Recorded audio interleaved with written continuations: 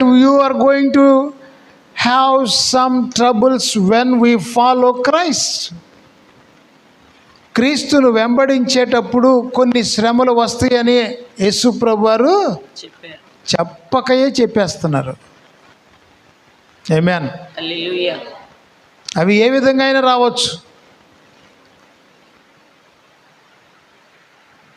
మన కుటుంబంలో నుండే శ్రమలు రావచ్చు. భార్య నుండో, భర్త నుంచో, పిల్లల నుంచో, బంధువుల నుంచో, స్నేహితుల నుంచో, ఎక్కడి నుంచైనా శ్రమ it comes to. Of course, obviously these things will follow you when you follow Christ. ఎప్పుడైతే మనం క్రీస్తును వెంబడించి సిలువ ధ్యానములో మనం ఉంటామో సిలువ శ్రమలు వెంబడిస్తూనే ఉంటాయి. దేవునికి స్తోత్రం. హల్లెలూయా.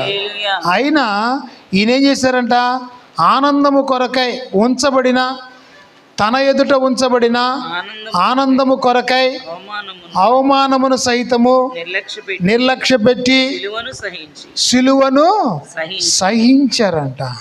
హల్లెలూయా. హల్లెలూయా. సిలువను సహించారంట. Dying for the crucifixion. సిలువలో చనిపోవటానికి కూడా హీ ఈజ్ రెడీ.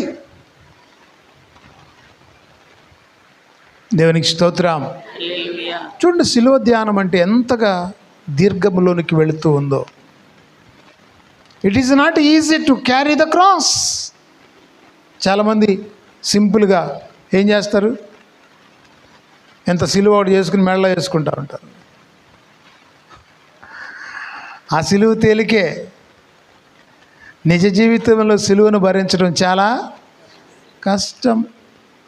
మహా అయితే ఎంత అయితే ఎంత సిలువ, 1 లక్ష అవ్వచ్చు, 1.5 లక్ష అవ్వచ్చు, 10 రూపాయలు కూడా రావచ్చు.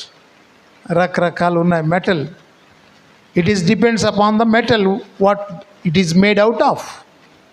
దాన్ని తయారు చేసిన మెటల్ని బట్టి ఖరీదు ఉంటుంది. కానీ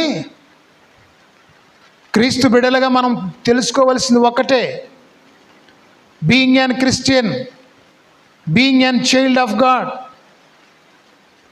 being an a follower of Christ, carrying the cross is very hard.